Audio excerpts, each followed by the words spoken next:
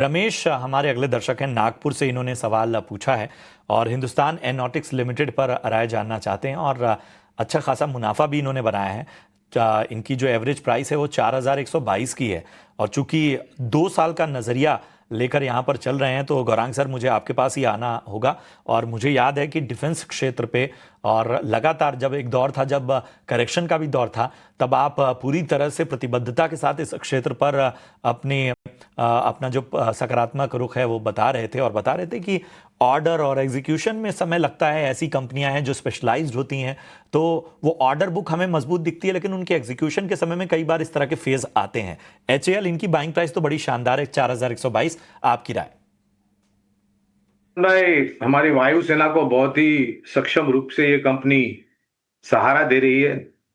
तेजस light combat aircraft का जब commercialisation हुआ भारतीय वायुसेना में, उसके पश्चात तेजस मार्क 1 पर अब कामकाज चल रहा है और मेरे ख्याल से इस महीने अगले महीने एक नए अवतार में तेजस मार्क 1 भारतीय वायुसेना में शामिल किया जाएगा और उसके पश्चात और एक नए अवतार तेजस मार्क 2 पर कामकाज किया जा रहा है, जो शायद आने वाले भविष्य में होगा। अब विशेष रूप में हिंदुस्तान एरोनॉटिक्स पर फिलहाल तो कवरेज नहीं, इसलिए विशेष रूप में टिप्पणी नहीं करूंगा, लेकिन मैं इतना बिल्कुल इनको आश्वासन दे सकता हूं कि ये रक्षा क्षेत्र की एक बहुत ही सक्षम और मजबूत कंपनी है।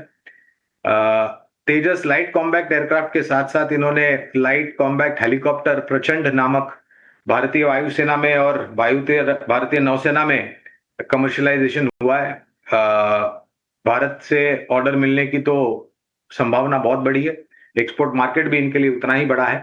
तो एक सक्षम और मजबूत कंपनी, और जैसे मैं आप बहुत सही फरमा रहे थे प्रशांत भाई, रक्षा क्षेत्र से जुड़ी हुई में कंपनियों में अगर आप आखिरकार निर्णय लेते निवेश करने के लिए, तो 3 साल 5 साल या उससे अधिक अवधि के लिए निवेश करें, जिससे आपके निवेश के ऊपर काफी अच्छा मुनाफा आपको मिल सके।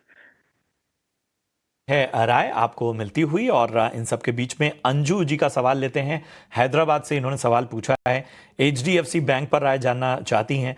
1935 के भाव पे 30 शेयर इन्होंने लिए हुए हैं। और लक्ष्मीकांत जी, एचडीएफसी बैंक का क्या राय बन रही है आपकी? और यहाँ पर इन्होंने 1935 के भाव पे एचडीएफसी बैंक का शेयर लिया हुआ है। ये ट्रेंड तो काफी स्ट्रांग है, बट जिस तरीके से बिकवाली हमें 2 दिनों से देखने को मिली है, इसीलिए प्रॉफिट बुकिंग हमें देखने को मिल रहा है हायर लेवल्स पर। बट ओवरऑल हम वीकली और मंथली स्ट्रक्चर देख रहे हैं जो अभी भी पॉजिटिव है, तो हमें लगता है कि इसमें बने रहना चाहिए। जो स्टॉप लॉस है वो मैं सजेस्ट करना चाहूंगा 1920 का, 1915 का। तो जब तक ये स्टॉक इसके ऊपर रहता है तब तक इसमें खरीदारी बनी रहेगी, और जो फ्रेश बाइंग मोमेंटम है वो 2030 के ऊपर आएगा। वहां से अगर इसके ऊपर निकलता है देन आफ्टर हमें 2200 के लेवल्स भी एचडीएफसी बैंक में देखने को मिल सकते हैं। तो ओवरऑल स्ट्रक्चर काफी स्ट्रांग है, बाय ऑन रणनीति के साथ और भी स्टॉक इसमें ऐड किए जा सकते हैं।